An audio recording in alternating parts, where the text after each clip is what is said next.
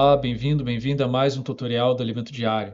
Nós Salut, soyez les estamos na bienvenus semana à un nouveau 2. tutoriel de la nourriture quotidienne. Nous sommes dans la deuxième semaine, dont le titre est Nouveau commandement. Aimez-vous les uns les autres. On va travailler et converser avec vous sur l'évangile de Jean, car nous sommes en train d'étudier l'évangile de Jean et nous sommes au chapitre 13.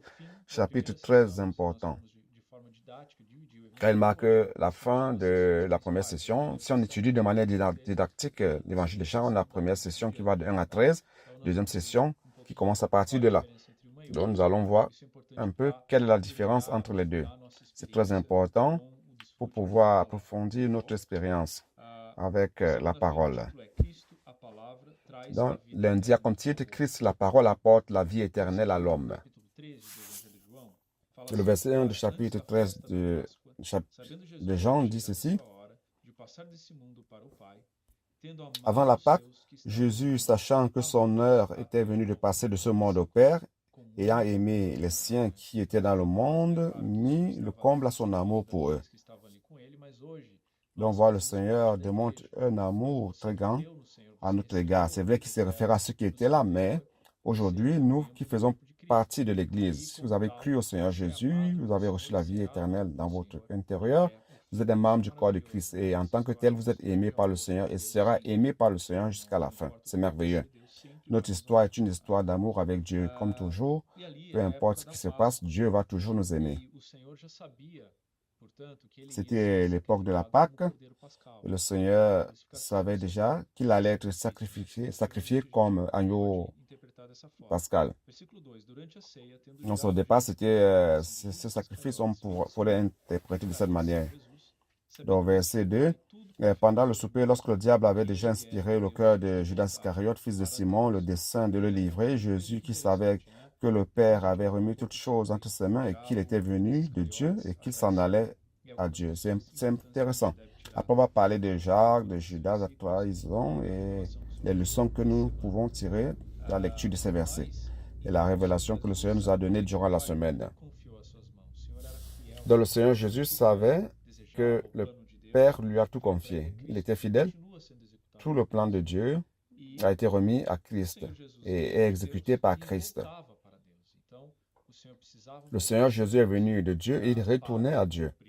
Donc, il devait retourner à Dieu pour accomplir son œuvre après sa mort et sa résurrection et revenir vers l'homme sous l'aspect de l'esprit. Qu'est-ce qu'on peut conclure à propos de la première étape, la première session que nous voyons? Tous ces versets importants de la lecture. La première partie de l'évangile Jean termine avec l'évangile chapitre 13, comme je l'ai dit.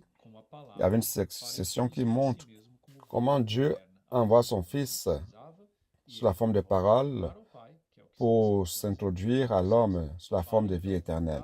Il est venu et il retourne au Père, c'est ce que le verset vous dit, afin de retourner vers l'homme sous la forme de vie éternelle, sous la forme de l'esprit, vie éternelle mystérieuse, abstraite, mais vie divine, vie de Dieu.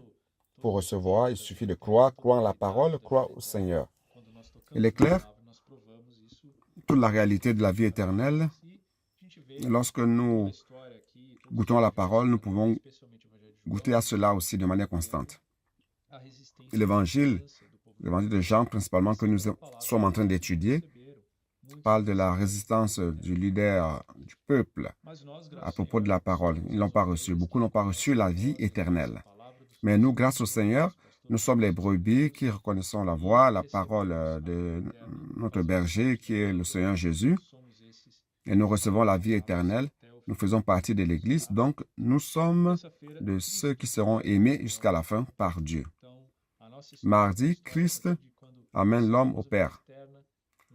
Donc, notre histoire est une histoire qui commence à partir du moment où nous recevons la vie éternelle. Et maintenant, nous sommes en train d'être amenés vers le Père. Il est venu du Père vers l'homme pour nous donner la vie éternelle. Et à travers Christ, nous sommes amenés directement vers le Père. Ça, c'est le contexte de la deuxième session qui se termine au chapitre 21 de Jean. Donc, Christ, après sa mort et résurrection, reviendrait comme esprit pour introduire l'homme en Dieu. Ça, c'est une révélation merveilleuse. Ce n'est pas que nous serons quelque chose de distinct. Dieu une chose et nous autre chose. Nous ne serons mélangés et introduits en Dieu. Nous serons un avec Dieu. Dieu nous aime tant qu'il ne nous sera pas possible de vivre hors de lui. Nous serons un avec lui. Alors, quelle est la base biblique de cela? Mardi nous explique qu'il y a plusieurs versets. Par exemple, le chapitre 21, verset 3 d'Apocalypse, qui dit ceci. Voici le tabernacle de Dieu avec les hommes. Dieu habitera avec eux et Dieu lui-même sera avec eux. Et dans la version de la Bible Jérusalem, dit ceci, la dernière phrase de ce verset que vous connaissez, on a beaucoup parlé de cela. Il dit ceci, et lui, Dieu avec eux, sera leur Dieu. Dans l'éternité, vous ne pourrez plus séparer l'homme de Dieu. Il est clair, l'homme est régénéré, l'homme est perfectionné, l'homme est travaillé par Dieu, par la vie éternelle de Dieu. Donc là, on aura Dieu. Le nouveau nom de Dieu, c'est Dieu avec les hommes. Dieu avec eux. Donc, nous remercions Dieu pour ce travail. Retournons à la première session, chapitre 13. Nous montre comment le Seigneur se prépare pour la crucifixion, qui est une étape difficile de son mystère ici sur terre, de son ministère sur terre. Donc, il y a quelque chose que nous devons renforcer et qui est une grande leçon. Nous qui sommes les enfants du Seigneur, nous devons prêter attention à cela, les choses négatives que nous allons noter aussi et qui servent de leçons pour que nous ne tombions pas dans les erreurs qui ont été commises. J'ai déjà lu le verset 2. Dans le verset 2, parle aussi de Judas Iscariote. Il dit ici que le diable avait déjà inspiré au cœur de Judas Iscariote qui allait trahir Jésus. Donc, Judas a donné l'opportunité au diable afin de mettre dans son cœur la trahison. C'est quelque chose de terrible, déshonnête. Je pense qu'il n'y a rien de plus vil que cela, que de trahir quelqu'un. Judas, qui a vécu tant de temps avec le Seigneur, il ne s'est pas rendu compte qui est le Seigneur. Il n'a pas touché à la réalité du Seigneur, ni à l'amour, ni à la vision. Il s'importait tout simplement de ses visions, de ses propres intérêts. Donc, c'est une des leçons.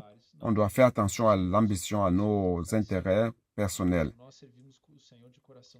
Ne pas tomber dans la trahison. Nous devons servir le Seigneur d'un cœur pur, simple, comme nous allons voir plus tard, de manière simple, servir les uns les autres aussi. Judas profitait du Seigneur pour avoir de l'argent. L'apôtre Jean l'appelle voleur. Vous voyez qu'il était juste occupé par l'argent. Même dans la situation où la femme a brisé le vase d'albâtre devant le Seigneur, elle l'a reprise en disant qu'on pouvait donner l'argent aux pauvres. En fait, dans son cœur, il s'occupait tout simplement de l'argent. C'est ce qui l'intéressait. C'est pour cela qu'il était avec le Seigneur. Peut-être la réputation aussi, mais il avait quelque chose qui était caché dans son cœur, occulte dans le cœur de Judas. Et cela a ouvert plus de portes à Satan pour corrompre son cœur d'une fois pour toutes. Donc, c'était pas du tout bien la manière dont je travaillais avec le Seigneur. Donc, je vous ai parlé du verset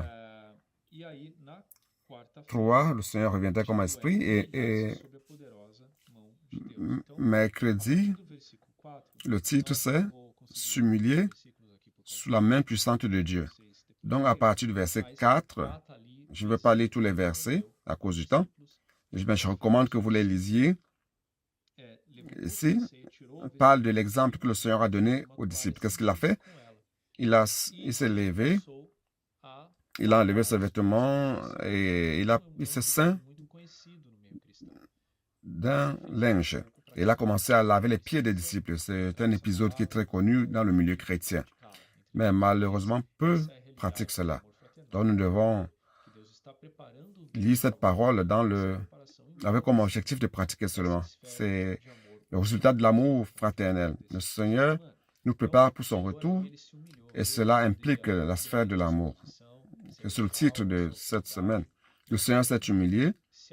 Il pouvait défendre sa position céleste, son autorité, mais au lieu de cela, il s'est rabaissé et il a lavé les pieds des disciples. C'est un exemple qui est très marquant dans la vie des disciples. Nous voyons le Seigneur dans cette position de serviteur qui ne recherchait pas l'honneur. Et c'est ce que Judas, lui, cherchait plutôt l'honneur. Donc, dans cet épisode de Pierre, on voit Pierre qui dit pas seulement les pieds, Seigneur, lave tout le corps. Donc, Pierre qui est toujours très précipité, le plus souvent. Le Seigneur lui a dit non, calme-toi. Juste les pieds et tu comprendras pourquoi. Je pense que Pierre a vraiment gagné de cette expérience. Quand nous voyons la première épître de Pierre 5.5, il dit « De même, vous qui êtes jeunes, soyez soumis aux anciens. Et tous dans vos rapports mutuels, revêtez-vous d'humilité. Car Dieu résiste aux orgueilleux, mais il fait grâce aux humbles. » Le verset est très important. Mercredi, il y a une recommandation très forte sur ce verset par rapport aux jeunes, sur la soumission, apprendre à servir sous l'autorité, sous la coordination des frères qui sont plus âgés, qui coordonnent le service.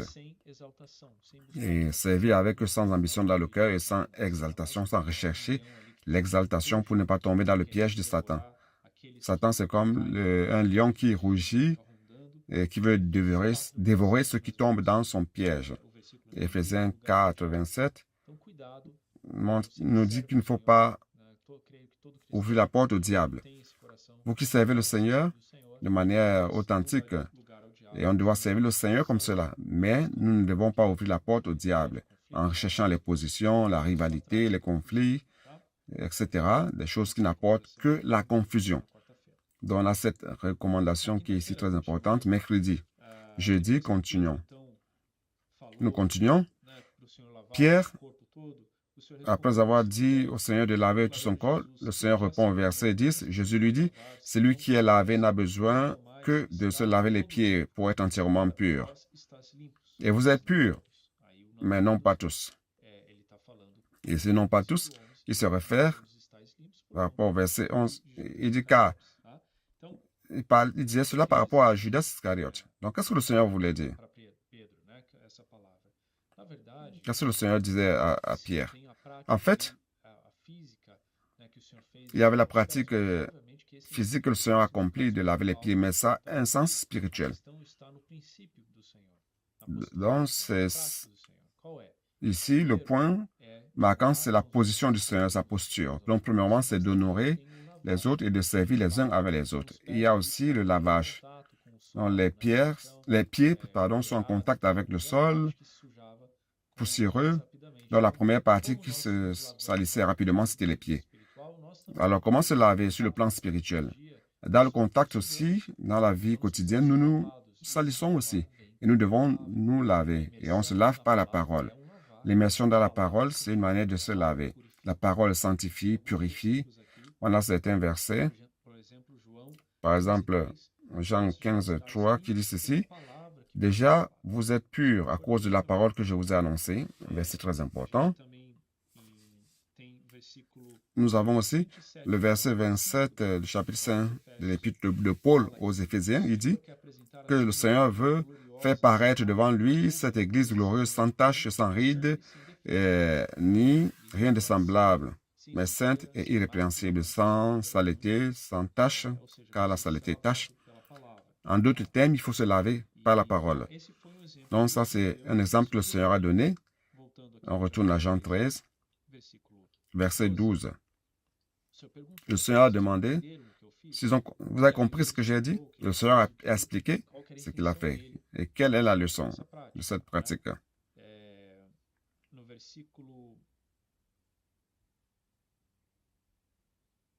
Après, il parle de maître et dit, même étant maître, il a lavé les pieds. Dans le verset 15, par exemple, « Car je vous ai donné un exemple afin que vous fassiez comme je vous ai fait. » Donc le Seigneur montre ici que nous devons faire de la même manière. Ça, c'est un exemple très important. Il y a une question ici qui dit, est-ce que vous vous humilierez pour laver les pieds de votre frère? Vous rendriez humble pour faire cela, c'est-à-dire laver, nous aider, nous servir les uns les autres, nous honorant les uns les autres et servant la parole de manière amoureuse. Donc, c'est ça. Ce qui est intéressant de voir aussi, c'est que au verset 21, on voit la personne du Seigneur, l'humanité du Seigneur. Verset 21, « Ainsi ayant parlé, Jésus fut troublé en son esprit. » Donc le Seigneur Il était un homme. Parfois, on oublie l'humanité du Seigneur. Il était angoissé dans son esprit et il dit, en vérité, je vous le dis, l'un de vous me livrera. Cette angoisse vient du moment où le Seigneur était prêt à être sacrifié. Mais vous voyez que le verset mentionne la traîtrise, la trahison. Donc ne pensez pas que le Seigneur étant Dieu sous la forme d'homme, ici, il résolvait tout de manière surnaturelle. Non. Le Seigneur s'angoissait, il était triste par rapport à des situations. Il n'avait pas la liberté qu'il voulait, qu'il désirait avec les disciples à cause du traître. Il savait que c'était déterminé aussi, mais il devait donc traiter cette situation. Et cela a donc causé la tristesse dans son cœur. Il est intéressant de voir, je ne vais pas lire, mais vous pouvez voir que le disciple n'arrivait pas à se rendre compte qui était le traître. Et Jean s'est incliné vers la poitrine de Jésus. Et Jésus a dit, celui à qui je donnerai un morceau de pain trempé, c'est lui le traître. Il a fait cela à Judas après. Donc, verset 30, Judas ayant pris le morceau, s'est hâta de sortir, il était nuit. Dans le verset, montre cela. Dans les œuvres des ténèbres se font dans la nuit. Donc, Judas quitte celui qui était la lumière du monde pour aller pratiquer les œuvres des ténèbres, pour trahir le Seigneur. Nous sommes des enfants de lumière et nous ne devons pas oublier cela. Nous devons toujours rechercher la lumière, la communion, toujours de manière transparente devant les frères, devant le Seigneur. Et ne pas pratiquer les œuvres des ténèbres. Vendredi a comme titre « Suivre le Seigneur de près ». Donc ici, il parle de l'importance. Dans l'exemple de Judas, on voit, vous voyez, Judas qui a vécu avec le Seigneur, qui le suivait de près, mais pourtant, peut-être que le cœur, au début, n'était pas comme cela. Peut-être qu'il avait un sentiment de servir le Seigneur de manière authentique, mais il n'a pas traité le problème d'ambition, de l'orgueil, de l'amour de l'argent et toutes ces choses qui étaient dans son cœur, qui ont été mises dans son cœur par le diable. Donc ces choses ont inondé sa personne, son caractère.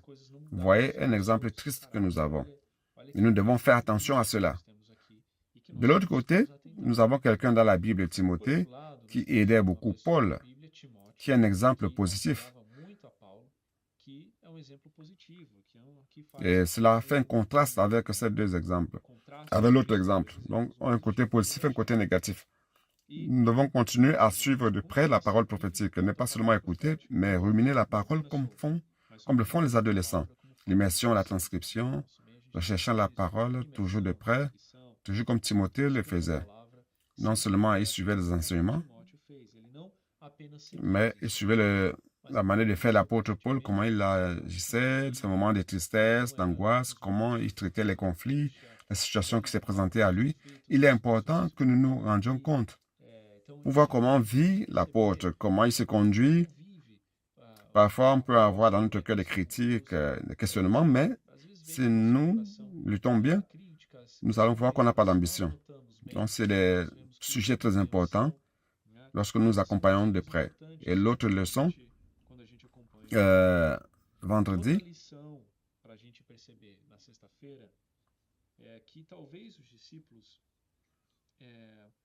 peut-être que Judas a su bien cacher son ambition. C'était difficile de s'en rendre compte. Les disciples n'ont pas compris très bien. Les disciples ne s'étaient pas rendus compte qu'il avait ce caractère. Si bien qu'ils ont demandé à la fin au Seigneur, mais Seigneur, qui est le traître? Donc, il y a un verset dans Matthieu 10, c'est ce qui dit simple comme la colombe et prudent comme le serpent. Qui sont ceux-là qui s'opposent au Seigneur, qui trahissent le Seigneur, qui ne se préoccupent que par leur propre intérêt?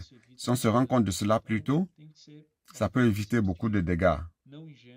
Donc, nous devons vraiment être prudents. S'il y a quelque chose qui ne va pas, nous devons avoir les communions, traiter la situation pour ne pas apporter des préjudices à l'Église. Il est clair qu'après la sortie de Judas, il est impressionnant de voir comment le Seigneur a eu plus de liberté avec les disciples. Cette situation bloquait le Seigneur, ça l'incommodait. Lorsque Judas est sorti, le Seigneur a pu, d'une manière, ouvrir son cœur aux disciples. Verset 31, lorsque Judas est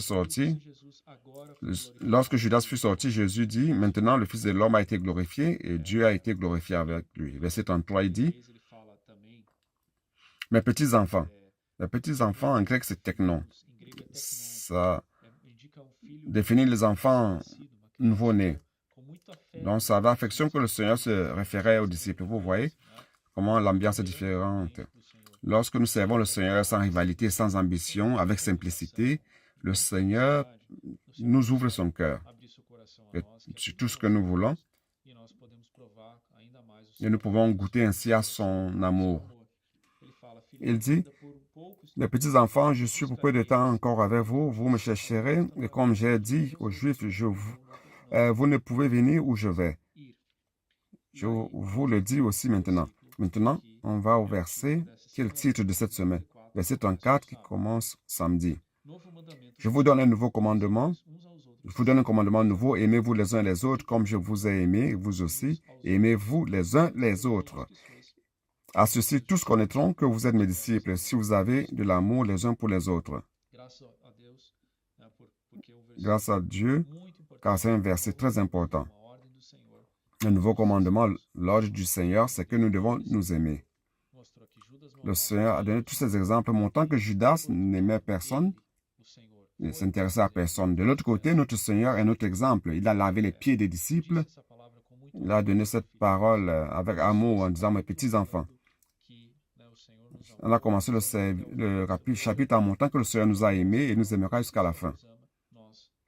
Si le Seigneur nous aime, nous devons nous aimer aussi les uns les autres.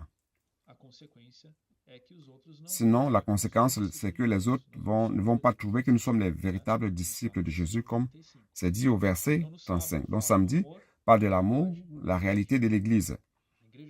L'Église doit être remplie d'amour.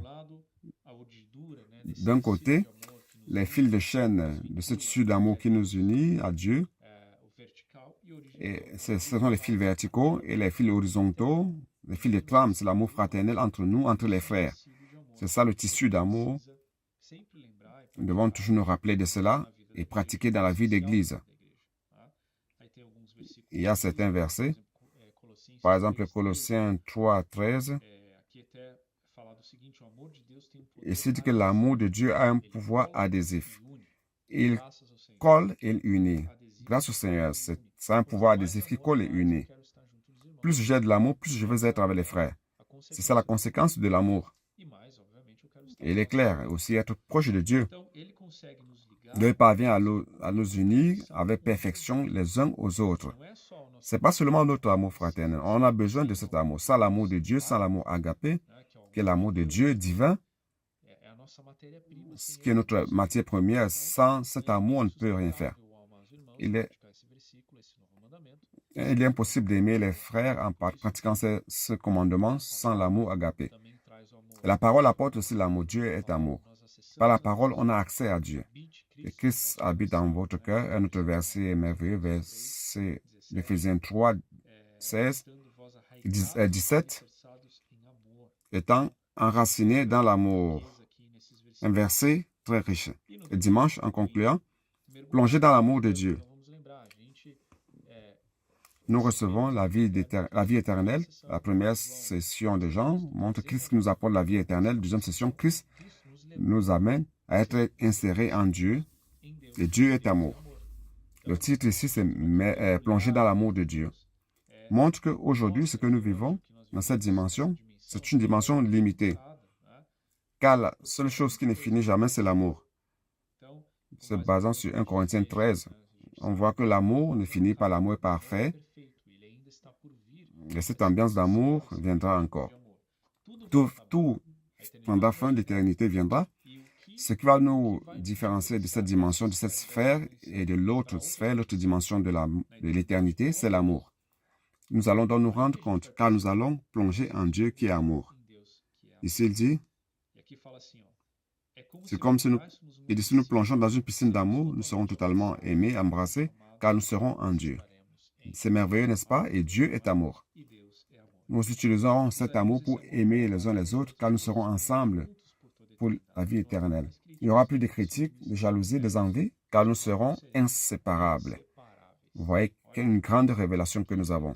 Et quand nous voyons Éphésiens 4, 15, une parole qu'on a connue aussi, la terminologie, Éphésiens 4, 15, dit que le corps est bien coordonné. Le corps qui est Christ, le corps de Christ qui est l'Église, est bien uni, coalescent, qui veut dire uni en force, de manière intense. C'est le sens figuré de cette issue d'amour, que tous fonctionnent avec la coordination des liens et l'apport de chacun. Donc le lavage des pieds, c'est une préparation. Si nous avons un ego très fort, actif, que nous nous occupions uniquement de nos intérêts, nous n'allons pas laver les pieds les uns des autres. Et cette ambiance ne sera pas établie.